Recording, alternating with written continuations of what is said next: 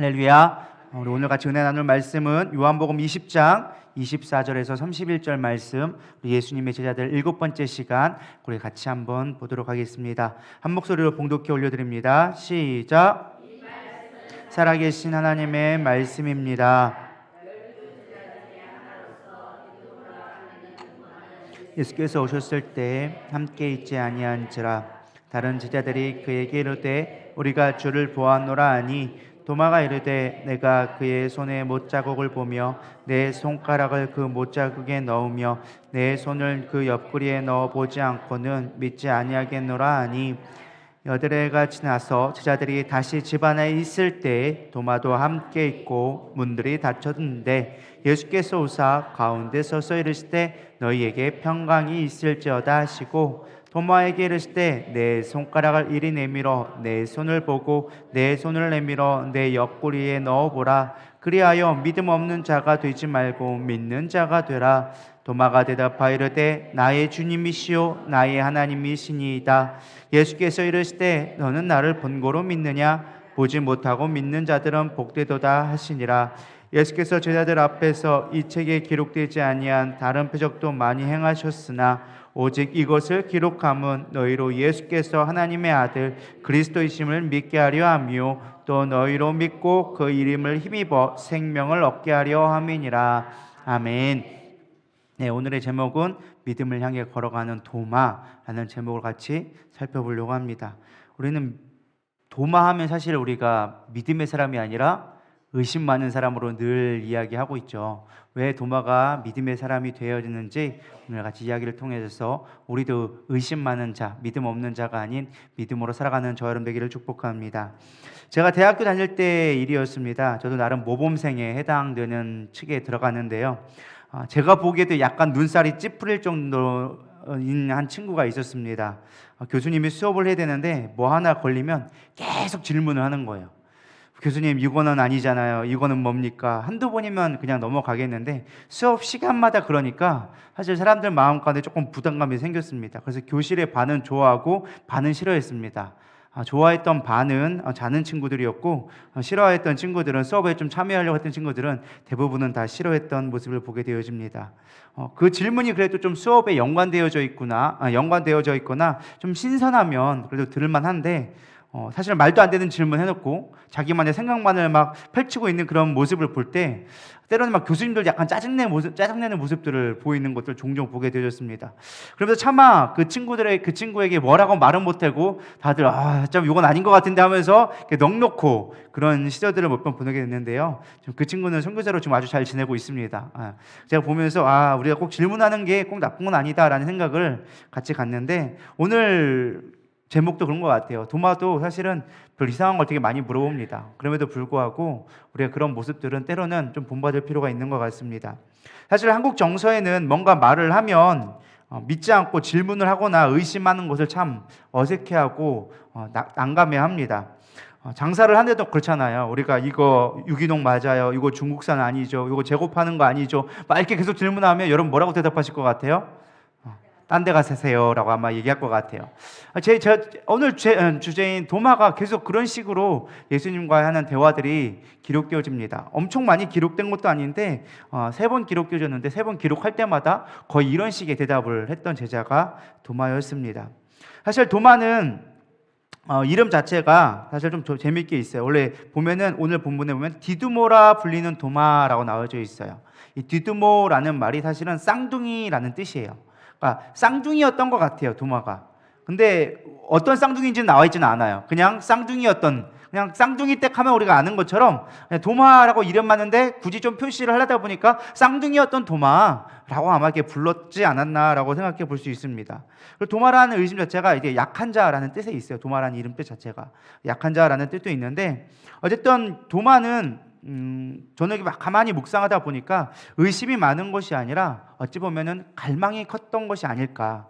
아까 제 친구를 얘기했지만 그 친구 되게 갈망이 많았던 거예요. 자신의 궁금증을 풀고 싶었고 그것들을 풀려야지만 우리가 그 다음 수업을 진도를 나갈 수 있을 만큼 어떻게 보면 갈망이 큰 자가 아니었을까라고 저는 도마를 묵상하면서 생각하게 되어졌습니다. 성경의 도마 이야기는 주로 요한복음에 주로 기록되어져 있습니다. 그래서 디두모라라고 불리는데 예수님의 어떻게 제자가 됐는지는 성경에서 기록해주고 있지 않아요. 예수님의 제자로서 많은 이야기를 기록하고 있지는 않아서 어떻게 제자가 됐는지는 기록하지 않지만 그냥 스리슬쩍 제자가 된 사람 중에 한 사람이 도마였던 것 같습니다. 저는 이 말씀을 잠깐 묵상하면서 우리 신앙생활 할 때도 어떤 사람들은 막 간증이 화려한 사람이 있어요. 내가 병이 있었는데 이 병을 고침받아서 내가 예수님을 믿게 됐다. 내가 인생의 환난 가운데 있었는데 내가 주님이 이렇게 해주셔서 내가 막 예수님 만나게 됐다. 막 간증에 화려하고 막 드라마 같은 분들이 많은데 사실 저 같은 사람도 별로 그렇게 술 탄 듯 모래 물 탄 듯 별게 감동이 없는 사람들도 종종 있습니다. 그냥 어느 순간 와보니까 이 자리에 있는 사람들, 아마 이 중에도 그 중에 있을지도 모르겠습니다. 나는 모르겠는데 어느 순간 정신 차려보니까 이 자리더라. 뭐 이런 분들도 있을 것 같은데 도마가 아마 그런 비슷했던 것 같아요. 의연슬쩍 사실은 제자로 속하게 되어진 사람 중에 한 사람이었습니다. 그래서 성경에 많이 기록되지 않는데 11장, 14장, 20장 이렇게 딱 세 부분에 기록되어 있어요. 조금 더 추가하자면 21장도 나오는데 거긴 이름만 등장하고 그 다음에는 어떤 행정을 했던 것에 대한 것이 기록되어져 있지는 않습니다. 주요 나온 게 이제 11장부터 쭉 살펴볼 건데 일단 11장에 보면요, 저는 이렇게 제목을 정했습니다. 의리가 있을 때 믿음을 갖게 된다. 그래서 오늘 제가 도마를 보면서 우리가 어떻게 믿음을 키워갈 수 있을까를 좀 살펴보려고 합니다. 처음부터 도마가 믿음 좋았던 건 아닌 것 같아요. 여전히 의심이 많았지만 그가 이러한 끊임없는 행동들을 통하여서 믿음의 장부가 되어지는 모습들을 우리는 살펴볼 수 있게 되어집니다. 그래서 그 첫 번째가 바로 의리가 있을 때 믿음에 자랄 수 있는 기반이 되어진다라는 것입니다. 사실 요한복음 11장은 여러분 잘 알고 있는 나사로 사건을 다루고 있습니다. 마르다와 마리아의 이야기가 중심 이야기인데 거기에 도마가 살짝쿵 조연 정도로 살짝쿵 나오게 되어집니다. 어떻게 도마가 이 사건에 등장했는가? 나사로가 병들어 죽게 되죠. 그래서 마르다가 이제 하인을 보내서 친구를 보내서 고쳐달라고 예수님을 빨리 초청하게 되어지죠. 근데 예수님은 그 소식을 듣고도 일부러 빨리 가지 않았습니다. 이틀을 더 유하면서 속된 말로 민기적거리기 시작하는 거죠. 왜 민기적거렸느냐? 4절과 15절에 성경은 기록해주고 있습니다. 예수께서 들으시고 이르실 때 이 병은 죽을 병이 아니라 하나님의 영광을 위함이요 하나님의 아들이 이로 말미암아 영광을 받게 하려 함이니라. 나사로의 죽음을 통해서 하나님은 영광받기 원하셨다라는 거예요. 예수님은 영광받기 위해서 이 일을 일부러 이틀이나 더 유하셨다라는 것입니다. 그러면서 15절에 두 번째 목적을 이야기해주고 있습니다. 내가 거기 있지 아니한 것을 너희를 위하여 기뻐하노니 이는 너희로 뭐 하려고요? 믿게 하려 함이라. 그러나 그에게로 가자 하시니. 가장 큰 목적이 두 가지가 있었어요. 첫 번째는 하나님이 부활의 영광을 얻기 위해서 일부러 늦게 가셨고, 또 하나는 제자들로 하여금 그 부활을 믿음이 자라게 하려고 제자들에게 일부러 늦게 한 것을 보게 되어집니다. 근데 이때 더 유하는 가운데 어떤 사건이 있었어요. 어떤 사건이 있었느냐? 유대 사람들이 예수님을 비방하면서 죽이려는 사건이 벌어지게 되어집니다. 7절과 8절을 보면 이렇게 나와져 있죠. 그 후에 제자들에게 이르실 때 유대로 다시 가자 하시니 이제 가자라고 얘기하는 거예요. 그랬더니 제자들이 뭐라고 말합니까? 랍비여, 방금도 유대인들이 돌로 치려 하였는데 또 그리러 가려 하시나이까? 라고 물어봅니다. 그 이틀간에 어떤 일이 벌어졌는지 모르겠지만 아마 별로 좋지 않았던 사건이 일어났던 것 같아요. 다시 가자라고 얘기하니까 아니 방금 전에도 사람들이 예수님을 돌로 쳐 죽이려고 그랬는데 지금 또 가면은 뻔뻔짜 돌 맞아 죽을 건데 왜 지금 굳이 가려고 하십니까? 이틀 전에도 안 가시더니 이전에 왜 지금 가려고 하십니까? 라고 제자들이 물어보게 되어지죠. 이때 디두모라는 도마가 등장하기 시작합니다. 16절 읽어보겠습니다. 시작. 디두모라고도 하는 도마가 다른 제자들에게 말하되 우리도 주와 함께 죽으러 가자 하니라. 자, 여기서 참 놀라운 말을 합니다. 우리 이 말을 잘 모르지만 자세히 보면 좀 나와 있어요. 뭐라고 있어요? 죽을까 합니다 라고 말하니까 도마는 뭐라고 얘기합니까? 우리도 죽으러 가자. 주와 함께 죽으러 가자. 여러분 이 말이 어떻게 들립니까? 물론 살짝 어떤 사람들은 비꼬아가지고 이거 참 부정적인 것들을 많이 본 것 같다. 죽으러 간다라고 하니까 부정적인 것만 본다라고 해석하는 사람도 있지만 저는 그렇게 들리기보다는 좀 의리 있게 들려줬습니다. 제자들이 지금 가면 죽어요 그랬더니만 도마다 가는 게 우리 같이 죽으러 가자 막 하면서 막 그냥 가자고 하는 거죠. 사실 얼마나 멋있습니까? 죽으면 죽을지언정 예수님을 따르겠다라는 그 믿음이 사실은 좀 도마를 새로운 모습으로 보게 되어지는 것 같습니다. 이런 이야기가 있습니다. 여동생이 갑자기 백혈병으로 급성 백혈로 이제 큰 수술을 받게 되었습니다. 근데 피가 급하게 필요한데 주변에 구할 수 없으니까 혈액형을 알아보다가 그 친오빠가 이렇게 혈액형이 같은 걸 알게 되어졌습니다. 아직 어린 소년이었기 때문에 사실 좀 두려웠지만 의사가 오빠에게 부탁을 합니다. 동생이 살려면 지금 피가 필요한데 내가 줄 수 있겠니? 라고 물어본 것이죠. 때마침 피도 같으니까 오빠가 한참 고민을 하다가 알겠습니다. 동생이 살릴 수 있다면 제가 피를 드리겠습니다. 해가지고 수혈을 하기 시작합니다. 동생에게 수혈을 다 마치고 나서 무사히 수술을 마치게 되니까 오빠는 의사 선생님께 물어봅니다. 이제 동생은 살 수 있나요? 그러자 의사 선생님이 오빠가 잘 희생해줘서 동생은 이제 살아날 수 있단다 라고 얘기해줬습니다. 그런데 오빠는 기뻐했다가 금세 근심 어린 얼굴로 의사 선생님을 바라보는 것입니다. 그것을 눈치챈 의사 선생님이 물어봅니다. 무슨 근심이니? 어떤 일이니? 라고 물어보자 오빠가 이렇게 얘기합니다. 그럼 저는 언제 죽나요? 이 오빠는 사실은 동생에게 피를 주면 자신이 죽는다라고 생각한 것입니다. 그럼에도 불구하고 동생을 살리기 위해서 기꺼이 피를 주기로 결심했던 것이죠. 그것을 알게 된 의사 선생님은 얘기하죠. 피는 금방 다시 생겨난다. 걱정하지 말아라. 선생님이 설명을 안 해줘서 미안하구나. 너는 아주 큰 일을 감당했단다 라고 하면서 칭찬했다는 이야기가 있습니다. 사실 의리 있는 자가 저는 생명도 얻게 되리라 믿습니다. 의리 있는 자가 믿음도 얻게 되어지는 것입니다. 처음부터 믿음 좋은 사람은 아무도 없습니다. 신앙생활을 잘하는 사람의 특징 중 하나가 저는 의리라고 생각합니다. 세상 비열하고 자기밖에 모르는 사람들은요 결국 쉽게 신앙도 버리는 것을 보게 되어집니다. 의리가 믿음은 아니지만 의리가 있을 때 믿음을 향해 가는 디딤돌로서 중요한 역할을 하는 것은 분명한 사실 같습니다. 믿음의 사람 하면 또 우리 담임 목사님 아니겠습니까? 어제도 장례식장 갔다 왔지만 담임 목사님은 누구 장례식장이든 무조건 장지까지 다 가야 됩니다. 남들은 그냥 조의만 하면 될 걸 굳이 장지까지 가셔야 된다고 꼭 굳이 가십니다. 비가 오거나 눈이 오나 자신의 몸이 아프나 안 아프나 무조건 따라갑니다. 왜 그런가 보면 의리 때문에 갑니다. 의리를 지켜야 된다. 이게 의리다. 사람은 좋을 때는 안 가도 힘들 때는 같이 있어줘야 된다 해서 끝까지 의리를 지키는 모습을 보게 되어집니다. 사실 본인도 피곤하고 힘들고 쉬고 싶을 것입니다. 그럼에도 불구하고 의리를 지키는 것, 그러니까 사람들이 믿음 좋은 사람이라고 보여주는 것 같습니다. 예수님도 그랬고 담임 목사님도 그렇듯 그 나물에 그 밥인 것처럼 우리 모두가 의리 있는 사람들이 되기를 축복합니다. 저는 진짜 좋은 성도가 그런 것 같아요. 의리 있는 성도. 믿음 엄청 좋은 것까지 잘 모르겠어요. 저도 사람마다 믿음은 있다가도 없고 없다가도 있는데 의리는 변하지 않는 것 같아요.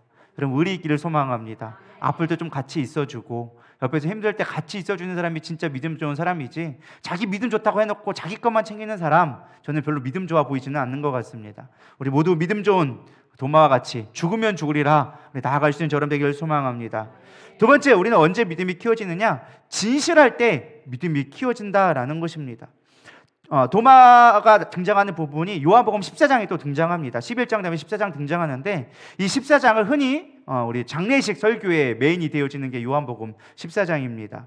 우리 잘 알고 있는 말씀이죠. 우리 요한복음 14장 1절부터 6절까지 한번 읽어보겠습니다. 시작. 너희는 마음에 근심하지 말라. 하나님을 믿으니 또 나를 믿으라. 내 아버지 집에 거할 곳이 많도다. 그렇지 않으면 너희에게 일렀으리라. 내가 너희를 위하여 거처를 예비하러 가노니 가서 너희를 위하여 거처를 예비하면 내가 다시 와서 너희를 내게로 영접하여 나 있는 곳에 너희도 있게 하리라. 내가 어디로 가든지 그 길을 너희가 아느니라. 도마가 이르되 주여 주께서 어디로 가시는지 우리가 알지 못하거늘 그 길을 어찌 알겠사옵나이까.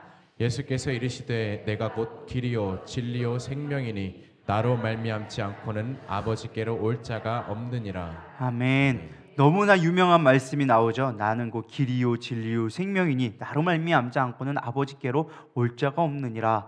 구원을 설명할 때 100이면 100 나오는 말씀이 바로 이 말씀입니다. 근데 우리는 이 말씀을 한 계기가 무엇이냐? 도마가 질문해서 우리는 알게 되어졌습니다. 도마가 만약 이 질문하지 않았으면 아무도 이 말씀을 듣지 못했을 거예요. 근데 도마가 질문해가지고 우리는 이 말씀을 듣게 되어졌는데요. 사실 도마가 질문했을 때 참 재밌는 상황이 나옵니다. 야, 내가 이제 곧 죽게 될 거야. 난 아버지 집에 갈 거야. 내가 아버지 가서 집을 준비할 테니까 너희들 이제 그때가 되어지면 내가 너희들 다 불러서 부를 테니까 너희들 그 길 찾아서 와서 와라 라고 얘기하니까 제자들이 다 아는 눈치로 그냥 있었어요. 그냥 분위기상 아무도 몰랐는데, 제가 볼 때 아무도 몰랐던 것 같아. 눈치밥으로 예수님이 다 아느니라 라고 얘기하니까 그래 아는가비요 하고 눈치 보고 있는데 이 눈치 없는 도마가 얘기합니다. 주님 저 모르는데요. 저 아무것도 모르는데 뭘 안다고 얘기해요. 어디로 갈지 모르는데 우리가 어떻게 갑니까? 라고 사실은 물어본 게 도마의 모습입니다. 어떻게 보면은 되게 용감한 모습이죠. 다 그냥 눈치껏 알아서 하는 것 같은데 도마는 유일하게 물어본 거예요. 어디로 가는지 모르는데 주님 알려주셔야 우리가 가죠. 우리는 모릅니다. 라고 진실되게 사실은 얘기했다라는 것입니다. 사실 모르는 것은 부끄러운 것이 아닙니다. 우리나라 정서는 사실 모르는 것을 조금 부끄럽다고 여기는 것 같아요. 근데 사실 진짜 부끄러운 건 뭐냐? 모르는데 아는 척해서 위선 떠는 게 더 부끄러운 거죠. 근데 사실 우리는 아는 척 할 때가 되게 많이 있습니다. 저는 그래서 이런 질문 하겠어요. 여러분 신앙생활 하면서 질문을 얼마나 해보십니까? 솔직히 질문 해보신 분들 질문 거의 안 해요. 신앙생활 하면서 제가 새신자 교육을 하면서 항상 궁금한 게 기도 어떻게 해야지? 라고 물어보는 사람 거의 못 봤어요. 도대체 성경에 무엇을 얘기하고 있어요? 라고 물어보는 사람 단 한 명도 못 봤어요. 뭐 이런 것을 떠나서 어쨌든 질문 자체를 하는 것 자체를 사람들은 되게 무서워합니다. 그래서 질문을 안 하는 거예요. 가끔 몇몇 분들만 좀 이상한 질문해요. 12월 25일이 왜 크리스마스입니까? 뭐 이런 거 얘기하고 뭐 그런 분들도 있는데 저는 그거라도 질문할 수 있는 참 대단한 거라고 생각해요. 관심조차 없으면 질문을 안 하는 거야. 근데 우리는 질문 없는 신앙생활을 너무나 하고 있다라는 것입니다. 저는 그래서 새가족 교육을 하면 꼭 하는 말이 있어요. 질문 있나요? 꼭 물어봐요. 그렇나요? 안 그렇나요? 새신자 교육 받으신 분들 제가 꼭 물어봐요. 할 때마다 물어봐요. 할 때마다. 매 시간마다 질문 있나요? 궁금한 거 있나요? 그러면은 죄송하지만 제가 이제까지 한 10년 가까이 하는데 질문 있어야 하신 분들은 진짜 손에 꼽을 정도로 없습니다. 질문을 안 해요. 없습니다. 목사님이 워낙 훌륭하셔서 다 알아들었습니다. 그러고서 다 하고 있어요. 제가 항상 얘기하죠. 알아들었거나 못 알아들었거나 둘 중에 하나인 것 같다고. 다 알아들었다고 눈치껏 그냥 알아들은 것처럼 이렇게 행동하시는 것을 많이 봅니다. 사실 우리가 교회 안에서 질문하는 것을 마치 믿음 없는 것처럼 생각하는데 그렇지 않습니다. 여러분 진짜 믿음은요 궁금한 게 많아져야 믿음 있는 거예요. 그게 관심 있다는 뜻이거든요. 내가 여러분들 처음부터 아는 사람 누가 있습니까? 여러분들이 신학을 공부한 것도 아니고 뭐 엄청나게 막 뒤에 파는 것도 아니고 사실 모르는 게 당연한데 우리는 당연하게 아는 거라고 생각하는 것이죠. 얼마 전에 설교 후에 한 집사님이 저에게 부탁을 해왔습니다. 신앙에 관련된 용어들을 좀 정리해서 게시판에 붙여주면 안 되겠습니까? 새신자들이 설교를 듣는데 단어를 몰라가지고 못 알아듣겠다라는 얘기가 종종 들려옵니다. 그래서 그 단어들을 좀 찾아서 정리해주면 좋겠습니다라고 요청을 해왔습니다. 저는 그런 모습이 참 좋은 것 같습니다. 근데 중요한 건 여러분들이 뭐에 못 알아듣는지를 제가 몰라서 지금 못 찾아주고 있는 거예요. 여러분들이 모르는 것이 있다면 저에게 말씀해 주시기 바랍니다. 예를 들면 양선, 여러분 뭔지 아시나요?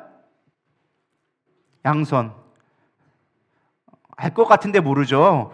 경건, 예배 잘 드리면 경건한 거라 생각하고 있죠. 우리는 뭐 그 외에도 사실은 성경에서 말하는 수없이 많은 것들을 우리가 아는 것 같은데 사실은 모르는 게 대부분이에요. 거기다가 우리가 알고 있다 생각하는 것이 대부분들이 세상적인 개념이 되게 많습니다. 사실 성경에서 말하는 죄와 세상에서 말하는 죄는 천지차이입니다. 세상에서 말하는 죄는 도덕적, 법률적으로 짓는 거에 대한 어떤 남에게 피해를 줬을 때 죄라고 얘기하죠. 그거 말고 조금 더 고차원적인 윤리 도덕적인 것, 내 마음 가운데 어떤 찔림이나 어떤 관습에서 벗어난 행동, 남에게 큰 피해를 주지 않아도 어떤 윤리적인 행동에서 벗어난 걸 우리는 죄를 지었다, 뭐 양심의 가책을 받는다, 뭐 guilty라는 표현을 합니다. 근데 사실 성경에서 말하는 죄는 그런 죄가 아니에요. 영어로는 sin이라고 얘기하거든요. 하나님을 떠나 있는 상태를 다 죄라고 얘기하는 거예요. 그래서 세상에 다 죄인이고 죄의 삭은 사망이고 사망은 하나님과 떠나 있다고 얘기하는데 우리는 사망을 육체적인 죽음으로만 이해하니까 사망이란 말을 이해할 수가 없는 거예요. 내가 죄의 삭은 사망인데 그럼 우리는 다 죽었던 거라고 성경은 얘기하고 있는데 나 안 죽었는데요? 이렇게밖에 얘기할 수밖에 없는 거죠. 왜? 개념 자체가 정리가 안 되니까. 근데 그거를 아무도 물어보지 않아. 성경에서. 신앙생활하면서 구원받았다라는 것 의미를 모르고 있는 거예요. 내가 구원받았다라는 것이 어떤 의미인지도 모르게 그냥 부활했대 끝. 난 죄사함 받았대 끝. 그걸 물어보면 왠지 믿음 없는 것처럼 생각하는 것처럼 하고 있다라는 것이죠. 저럼 차라리 여러분들이 도마처럼 물어봤으면 좋을 것 같아요. 도대체 죄가 뭔데요? 나 죄 지은 거 없는데요? 라고 물어봐야 대답을 해줄 거 아니겠습니까? 근데 우리는 그런 거에 대한 전혀 개념이 없이 다 아는 거라고 얘기해 놓으니까 사실은 묻고 가는 거죠. 그냥 무조건 묻고 더블로 가 이런 것처럼 그냥 묻고 가는 거예요. 묻고 가지 않기를 소망합니다. 좀 끄집어내서 서로 이야기를 해야 돼요. 제가 그래서 토론을 많이 하라는 게 여러분들이 아는 것처럼 얘기하지만 꺼내보면 내가 모른다는 걸 알 수 있어요. 가장 여러분이 모르는 걸 확인할 수 있는 방법이 뭔지 아십니까? 누군가를 가르쳐보면 알아요. 내가 누군가를 가르칠 수 있으면 난 아는 거예요. 근데 내가 누군가에게 설명하려고 하는데 아는 것 같은데 설명이 안 된다? 여러분 모르고 있는 거예요. 뭔가 내가 막 책 읽고 공부했을 때는 설교 들었을 때는 알 것 같죠. 여러분 그걸 설교 남에게 전달하려고 해보세요. 그게 되나? 그때는 은혜 받은 것 같은데 내가 하려니까 뭔 말을 했지? 목사님이 도대체 무슨 말을 했지? 라고 했으면 여러분들은 내 마음 가운데 온전히 깨닫지 못했던 거예요. 여러분 깨달으면 여러분 말로 표현할 수 있게 되어지고 설명할 수 있게 되어지는 게 그때야 비로소 알게 되어지는 거예요. 그래서 제가 조금 적용을 해본 게 앞으로 여기 게시판을 저희가 본당에 지금 리모델링 하려고 준비 중에 있습니다. 근데 거기다가 한 섹션을 여러분 모르는 걸 질문해 보세요라는 걸 좀 제가 넣어보려고 생각 중에 있습니다. 모르는 단어라든지 모르는 질문이 있으면 거기다 누구라도 기록할 수 있게끔 게시판에 익명의 게시판처럼 나는 이거 몰라요. 아주 초급적인 질문을 해도 여러분들 그런 것들을 모아서 제가 답을 만들어 놓고 나중에 그거를 책자로 좀 만들어 봐야겠다. 막상 우리가 신앙생활 하는데 여러분들이 모르는 건 새신자들도 알까요? 모를까요? 당연히 몰라요. 내가 모르는 건 남도 모르더라고요. 내가 모르는 건 남들도 몰라. 내가 남들 다 알 거라 생각하는데 막상 내가 모르는 건요 남들도 잘 모르더라고요. 그래서 그 모르는 것들을 모아가지고 새신자 교육 때 선물로 책을 좀 줘야겠다. 그런 생각을 제가 좀 갖게 되어져 있어요. 그래서 여러분 질문을 많이 하시기를 소망합니다. 또 하나 제가 적용해 본 게 뭐냐면 Q&A 예배를 좀 자주 드려야겠다라는 생각을 했어요. 제가 딱 한 번 Q&A 예배를 드려봤습니다. 제가 그때 깨달은 게 뭐냐면 Q&A 예배하니까 왜 반응이 없지? 라고 생각해 봤더니 제가 답을 발견했어요. 제가 요 근래 제가 답을 발견했는데 그게 뭐냐면 질문하는 게 어렵더라고요. 질문한다는 자체가 되게 어려운 거더라고요. 제가 AI한테 맨날 물어보잖아요. 물어보는데 이걸 명령 프롬프트라고 그래요. 프롬프트라고 해가지고 내가 어떤 명령을 넣어야 걔가 그거에 합당한 답을 주거든요. 근데 이게 질문이 아리까리하면 얘도 답도 아리까리하게 답을 줘요. 근데 질문이 명확하고 구체적이고 딱 상세하면 답도 얘가 명확하고 정확하고 상세하게 전려줘요. 그러니까 내가 질문하는 거에 수준에 맞춰서 답이 나오는 거예요. 제가 그때 깨달은 게 그거예요. 내가 Q&A 예배를 드렸는데 왜 사람들이 관심이 없었을까 하는 게 해봤더니 관심이 없는 게 아니라 질문하는 것 자체를 훈련이 안 돼서 어려웠던 거더라는 거예요. 이 프롬프트를 넣으려면 배워야 되더라고요. 그러니까 질문을 잘하기 위한 학습을 해야지 좋은 질문을 해가지고 좋은 답을 얻을 수 있는. 그래서 앞으로 시대는 뭘 내가 열심히 잘하려고 할 필요 없어요. 좋은 질문을 할 수 있으면 좋은 인생을 살게 되어진다라고 얘기를 하더라고요. 앞으로는 그냥 내가 잘 즐기기 위한 고민을 해야 되는 시대라고 얘기하더라고요. 옛날에는 컴퓨터 하려고 하면은 그걸 내가 프로그램을 짜려고 프로그램을 배우고 실습을 해야 되고 계획을 해보고 검토를 해야 되는데 요즘에 그런 게 다 필요 없대요. 그냥 AI한테 던져주면 걔가 알아서 다 만들어내는 시대야. 그럼 우리는 무엇이냐? 그걸 어떻게 하면은 잘 즐길 수 있을까? 그거를 고민하는 시대를 우리는 살게 될 것이다 라고 학자들이 이야기합니다. 우리가 신앙생활 잘할 때도 마찬가지예요. 여러분 좋은 질문을 해야 좋은 신앙생활을 할 수가 있습니다. 무조건 안다고 생각하고 질문 없이 신앙생활하는 거 여러분 나는 그냥 알아서 가겠습니다라고 하는 어떻게 보면 좀 죄송스럽지만은 생각 없이 신앙생활하고 있는 거예요. 여러분 신앙생활을 잘하기를 소망합니다. 그래서 Q&A 예배를 4월이나 5월쯤에 다시 한번 할 생각입니다. 그동안 여러분들 열심히 고민해 보시기 바랍니다. 도대체 내가 어떤 질문을 해야 될까?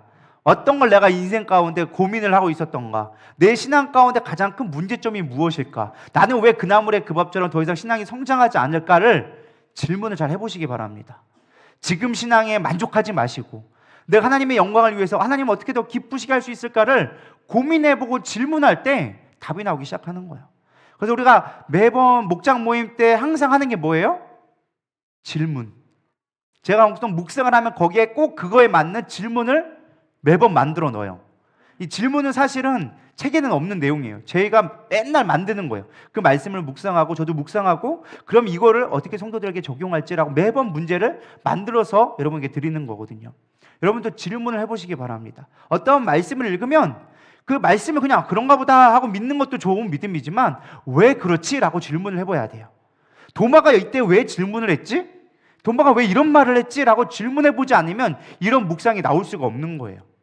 이해가 가시죠? 제가 잘했다라는 게 아니라 이런 질문들을 던질 때 우리는 더 깊은 의미를 깨달을 수 있기 때문에 여러분들이 질문하는 신앙들이 되기를 소망합니다. 그럴 때는 믿음이 성장되어질 것 같아요. 그래서 진실해야 돼요. 진실하란 말은 이런 의미에서 진실이에요.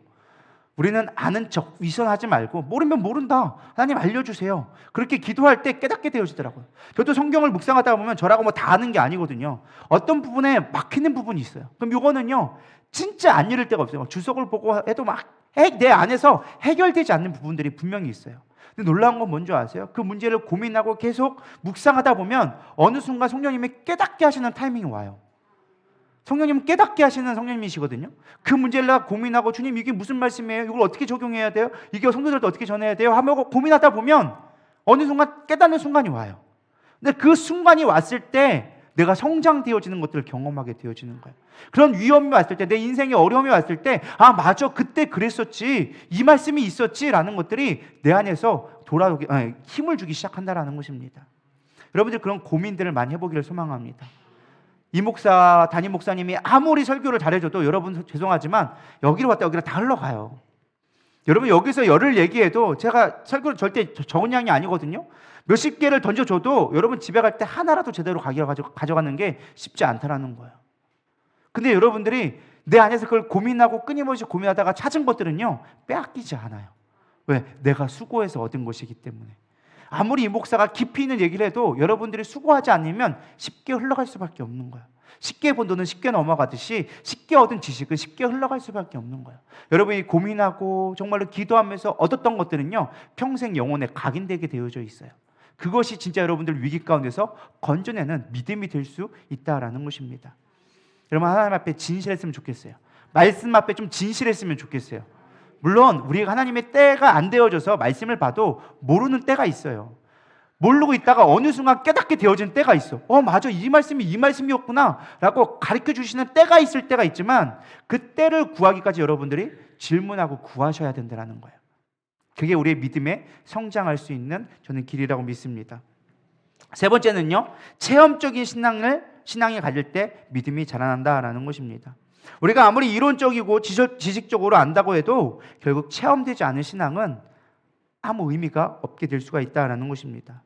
도마는 의리도 있었고 수없이 많은 질문했지만 결국 체험되지 않으면 믿지 못했던 안타까움을 갖게 되어집니다. 근데 오늘 본문 마지막 20장에 보면은 믿음을 확증하는 사건이 일어나게 되어집니다. 그게 요한복음 20장 19절에 있는 말씀입니다. 다 같이 읽어보겠습니다. 시작. 이날 곧 안식 후 첫날 저녁 때에 제자들이 유대인들을 두려워하여 모인 곳에 문들을 닫았더니 예수께서 오사 가운데 서서 이르시되 너희에게 평강이 있을지어다. 지금 이게 어떤 상황이냐면 지금 예수님이 십자가에 돌아가셨어요. 근데 이제 유대인들이 핍박해서 예수님을 죽였으니까 종교인들 수많은 사람들이 이 예수님의 제자들을 잡아다가 같이 죽일까 해가지고 제자들이 무서워서 한 곳에 모여가지고 문을 잠궈 놓고 지금 덜덜덜 떨고 있는 순간이에요. 그래서 뭐예요? 안식 후 첫날이 뭐예요? 예수님의 부활하신 날. 주일이거든요. 안식이니까, 안식은 토요일 얘기하니까 주일날 저녁 때가 됐는데 제자들이 지금 떨고 있는 거예요. 우리가 여기서 잡히면 어떡하지? 언제 우리가 도망가고 있지? 그 생각을 하면서 떨고 있는 순간에 어떻게 왔어요? 부활하신 예수님이 잠겨있는 문을 통과하셔서, 왜? 그때는 영체이셨기 때문에 그걸 통과한 거예요. 그래서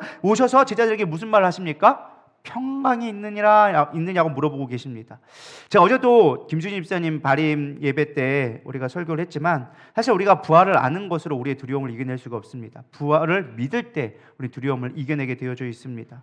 마르다도 그랬고 예수님의 제자들에게도 예수님이 가장 먼저 하신 말씀이 무엇입니까? 평강이 있느냐, 평안하느냐라고 물어보고 있다라는 것입니다. 여러분 부활의 능력은 우리 가운데 평강을 줍니다. 두려움에서 벗어나게 한다라는 것입니다. 왜냐? 진정한 평안은 믿음에서 오기 때문에 그렇습니다. 부활을 믿고 예수님을 믿을 때 우리 안에 평안이 오게 되어지는 것입니다. 제자들은 그 부활하신 예수님을 보면서 믿음의 평안을 얻게 되어지고 소망을 얻게 되어졌습니다. 근데 때마침 참 웃긴 게 뭐냐면 도마만 그 자리에 없었습니다. 24절에 보면 나와 있죠. 12제자 중에 하나로서 디두모라 불리는 도마는 예수께서 오셨을 때 뭐했다? 함께 있지 아니한지라. 저는 이 말씀을 묵상하면서 우리가 함께 신앙생활하는 게 얼마나 중요한가. 조직이 돼야 되게 좀 중요한 것 같아요. 조직이 참 중요한 것 같아요. 사실 신앙생활하면서 누구나 어려움은 당하게 되어집니다. 업앤다운도 분명히 있어요. 근데 신앙이 독고다이로 혼자만 하는 신앙은 되게 위험한 신앙이라는 것입니다. 위기가 닥쳤을 때 회복할 수 있는 시간이나 어떤 회복할 수 있는 기회가 너무나 더디게 되어진다라는 것입니다. 철이 철을 날카롭게 한다고 나의 신앙을 세워주고 나의 신앙을 단련시켜주는 건 믿음의 공동체, 함께 있을 때 가능하다라는 것입니다. 드디어 도마가 예수님을 만나게 되어지는데 그 회복의 기간이 엄청 오래 걸렸어요. 우리 26절을 보겠습니다. 시작. 그래서 제자들이 다시 집안에 있을 때 도마도 함께 있고 문들이 닫혔는데 예수께서 오사 가운데 서서 이르시되 너에게 평강이 있을지어다 하시고. 제자들은 이미 부활후, 그러니까 쉽게 말하면은 안식일 첫날에, 부활의 첫날에 예수님을 만났어요. 근데 지금 도마는 불과 얼마나 하게 되어집니까? 8회가 지났어요. 일주일이 지난 뒤에야 비로소 예수님을 만나게 되어졌어요. 그 일주일이 어떤 시간이겠습니까? 그들은 두려움을 보냈고 제자들은 이미 평안이 있었는데 여전히 도마는 두려움 가운데 있을 수밖에 없는 시간들을 보냈다라는 것입니다. 얼마나 억울하겠습니까? 일주일 동안 두려움에 떨고 자신이 믿었던, 그렇게 3년 반 동안 따라다녔던 예수님이 죽었다는 것을 계속 슬퍼하면서 그는 시간을 보냈을 거다라는 것입니다. 제자들이 얘기하죠. 야, 예수님이 부활하셨어 라고 얘기했는데 도마는 뭐라고 얘기합니까? 내가 그의 손자국을 만져보며 내 손가락을 그 못자국에 넣으며 내 손을 그 옆구리에 넣어보지 않고는 믿지 아니하겠노라. 언뜻 보면 이 말씀이 도마가 믿음이 없는 것처럼 보이지만 사실은 믿음이 없어서 하는 말이 아니라 자기가 그만큼 열정적이었기 때문에 그 믿음에 내가 경험하지 않으면, 체험되지 않으면 너희들 말로는 내가 설득당할 수 없다라는 거예요. 부활하신 예수님을 내가 직접 만나야지만 나는 그분을 신뢰할 수 있다라고 얘기하는 것이죠. 이게 단순한 그런 믿음이 아니라 내 삶에 대한 간절함이 있었기 때문에 그런 고백을 할 수 있다고 저는 믿습니다. 이런 간절함이 있자 예수님도 오셔서 똑같이 제자들에게 나타나셔서 잠긴 분이 똑같이 나타나셔서 똑같이 물어보십니다. 평안하느냐? 그리고 제자 유일하게 도마에게만 이런 말씀을 하십니다. 내 손가락에 이리 내밀어 내 손을 보고 내 손을 내밀어 내 옆구리에 넣어보라. 그리하여 믿음 없는 자가 되지 말고 믿는 자가 되라.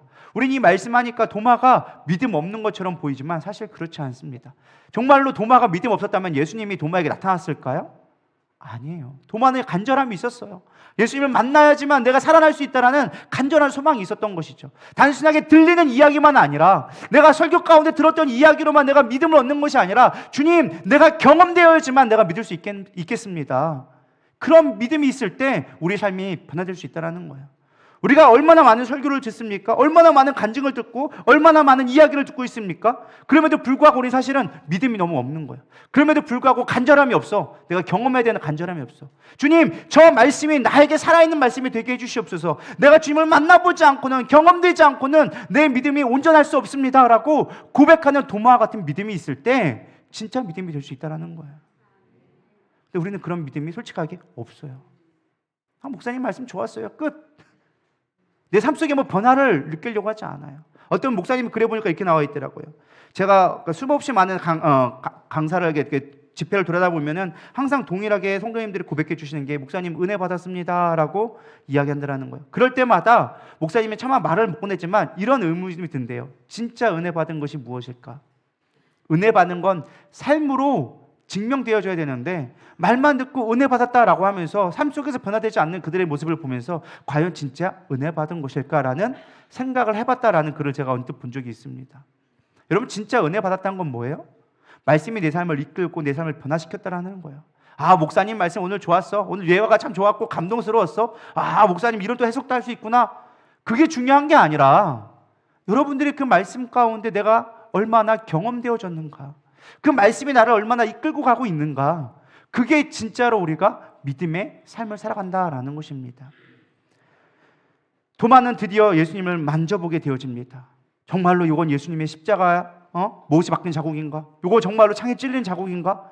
찔러보고 만져보니까 비로소 뭐라고 고백합니까? 우리 28절 다 같이 읽어보겠습니다. 시작. 도마가 대답하여 이르되 나의 주님이시여 나의 하나님이시니이다. 도마는 비로소 고백하기 시작합니다. 주님은 나의 주님이십니다. 나의 주님이 확실합니다. 당신의 하나님이 확실합니다 라는 믿음의 고백을 비로소 하게 되어졌다라는 것입니다. 이게 믿음 없어서 그동안 못했던 게 아니에요. 베드로도 이미 앞에 고백했었습니다. 심지어 예수님이 올라가셔가지고 너는 나를 뭐라고 하냐? 주는 살아계신 하나님의 아들입니다. 이걸 알게 한 건 네가 한 것이 아니라 하나님이 알게 한 것이다. 엄청난 고백을 했죠. 그럼에도 불구하고 베드로는 예수님을 부인했었어요. 근데 도마는 가장 마지막에 예수님을 인정한 거죠. 부활하신 예수님을 만나고 그 수없이 많았던 것들이 정말임을 내가 경험하게 되어지자 그의 삶은 바뀌기 시작했다라는 것입니다. 도마는요, 이제 입술로만 시인하지 않았습니다. 드디어 믿음의 삶을 실천하게 되어집니다. 역사의 기록에 보면요, 도마는 제자들 중에 가장 멀리까지 가서 복음을 전한 제자로 알려져 있습니다. 인도까지 복음을 전하고 그리고 인도에서 순교했던, 수없이 많은 유럽과 돌아다니면서 수없이 많은 전도 쉬지 않고 복음을 증거하고, 지금도 인도는요 복음 전하기 힘든 곳이 바로 인도입니다. 그래도 불구하고 바울은 인도까지 가서 그 이슬람 사람들 가운데서도 창에 찔려 죽기까지 복음을 증거합니다. 그들을 믿게 하기 위해서 그 한가운데서 기도하던 중에 창에 찔려서 순교하게 되어졌습니다. 사람들은 얘기합니다. 그는 두려움이 없는 순교자였다. 두려움이 없는 복음 증거자였다. 왜요? 도마는 더 이상 의심하지 않았어요. 자기가 직접 경험하고 직접 체험되어지니까 더 이상 두려울 것이 없었습니다. 그의 인생에 더 이상 남은 시간들이 헛된 시간이 아니고 내가 이 시간을 위하여서 이제 의심할 시간만큼 내가 더 열심을 위해 살아야겠다라는 결단으로 살아갔다라는 것입니다. 우리의 신앙이 예수님을 만남에 얼마나 치열하고 간절했습니까? 그저 안다고 치부하고 익숙하다고 무마했던 우리의 믿음들, 경험되지 않음에 답답하지 않는 우리의 무뎌진 신앙의 감정들, 저는 이 시간 여러분 가운데 회복되기를 소망합니다. 종교개혁 마틴 루터도 두려움 앞에서 주님을 만났고요, 어거스틴도 방황하는 가운데 주님을 만났습니다. 웨슬리는 죽음 앞에서 담대하지 못한 것을 가지고 고민할 때 비로소 주님을 만나게 되었다라고 증거합니다. 인생의 극심한 상황 가운데 주님을 찾을 때 주님은 절대로 외면하지 않고 우리 가운데 찾아와 주십니다. 어제 고 김시준 집사님의 발인 예배를 준비하면서 저는 좀 많은 생각을 하게 되었습니다. 정말 나는 참된 믿음을 갖고 있었는가? 집사님은 왜 그리 빨리 데려가셨을까? 사실 수없이 많은 질문들을 해보고 그에 대한 답을 찾으려고 노력했지만 사실 우리는 알 수가 없습니다.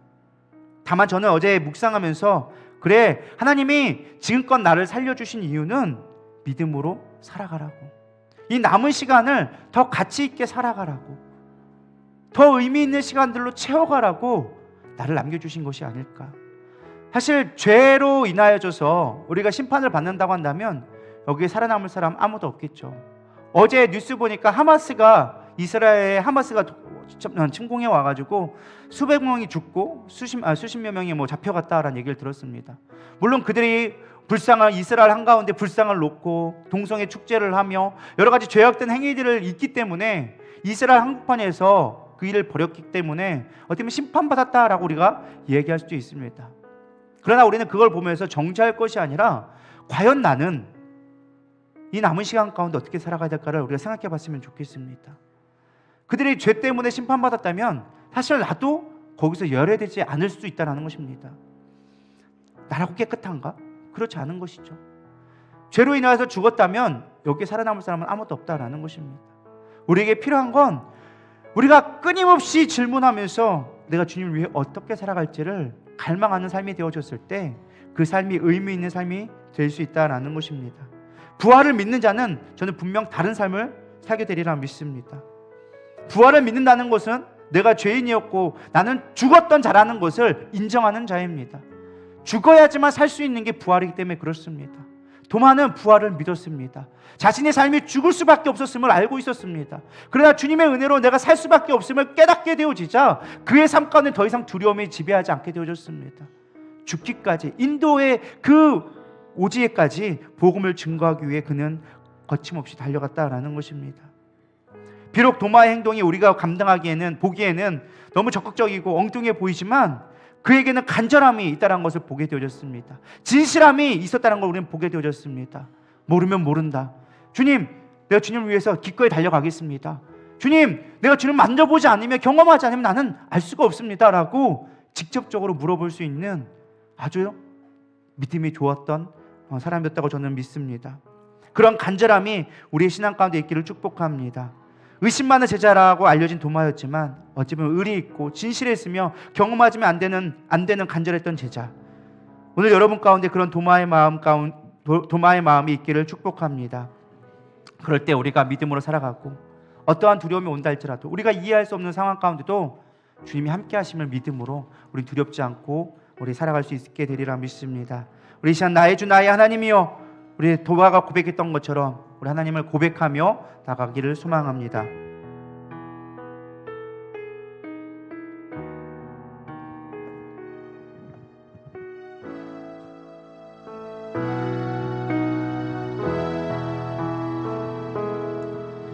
나의 주 나의 하나님이여,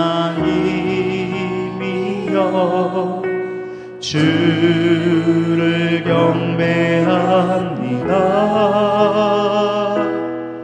주 사랑하는 나의 마음을 주께서 아시나이다. 다시 한번 나의 주 나의 하나님, 나의 주 나의 하나님이여, 주를 경배합니다.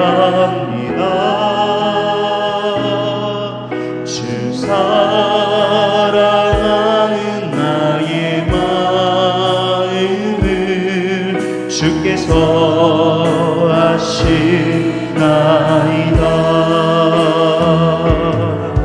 깨뜨릴 옷감 내게 없으며 주께 드릴 야유 없지만, 하나님 형상대로 날 빚으사 새 영을 내게 부어주소서. 주 나의 하나님이여, 주를 경배합니다. 주 사랑하는 나의 마음을 주께서 아시나이다. 고통 속에 방황하는 내 마음 주께로 갈 수 없지만, 저항할 수 없는 그대로 주님의 길을 걷게 하소서. 나의 주 나의 하나님이여, 주를 경배합니다. 주 사랑하는 나의 마음을 주께서 아시나이다. 다시 한번 나의 주 나의 하나님이여, 주를 경배합니다. 주 사랑하는 나의 마음을 주께서 아시나이다. 그렇습니다. 정말 주님 앞에 주님을 알기에 몸부림치고 주님을 위해 목숨을 걸며 정말 내 눈으로 경험되어지지 않으면 믿을 수 없다 말하는 그 간절함, 우리 안에 그 마음들이 회복되기를 간절히 소망하는 마음으로 이 시간 주여 한번 부르면서 기도하며 나가겠습니다. 기도하시겠습니다. 주여, 하나님, 내 마음 가운데 얼마나 주를 향한 열망이 있었습니까? 주를 위해 주겠다는 아버지여, 의리가 얼마나 있었으며 주를 향한 것을 내가 알지 못하는 것을 모른다 아버지 고백하는 진실함이 얼마나 있었으며, 또한 아버지 도마처럼 하나님 내가 만져보지 않고 내가 경험되지 않고는 주님을 찾아갈 수 없습니다라고 고백하는 그 아버지의 간절함이 내 안에 얼마나 있었습니까? 우리 안에 무뎌진 신앙들, 우리 안에 무너졌던 마음들, 희미해졌던 그 모든 열정들을 회복시켜 주시옵시고, 나에게 주어진 이 시간들, 하나님, 우리는 어저께 아버지 귀한 아버지 집사님을 한 분을 정부에 보내드렸습니다. 하나님, 그 마음을 보낼 때 우리는 외롭고 슬프고 두려움밖에 있을 수 수밖에 없지만 그러나 우리에게 주어진 이 시간이 헛된 시간이 아니고 이 시간들이 얼마나 귀한 시간인지 깨닫게 하시니 감사합니다. 주님, 우리 마음 가운데 오늘을 살아감에 있어서 최선을 다하게 살아가게 하여 주시옵시고 나의 주 나의 하나님이여 주님을 고백하며 나의 인생 가운데 주님을 더 의지하며 나가는 삶이 되게 하여 주시옵소서. 믿음으로 경험되게 하여 주시옵시고 날마다 주님을 의지하며 하루하루 믿음으로 살아가는 우리의 삶이 되게 하여 주시옵소서. 복음 위에 살아가며 나의 인생이 헛된 것이 아니라 주님을 바라보며 나가는 우리의 삶이 되기를 원하나이다. 주님 함께하여 주시옵소서. 정말 내가 예수님의 제자로 살아가고 있습니까?